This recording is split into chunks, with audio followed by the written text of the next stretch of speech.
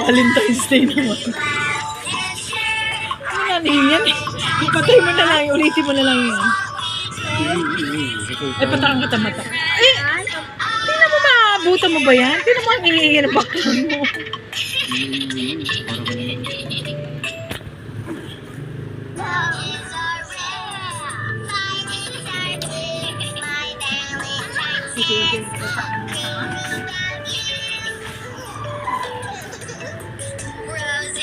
Inulit mo na naman yung trash condom. Inulit mo na naman yung trash condom doon, ha?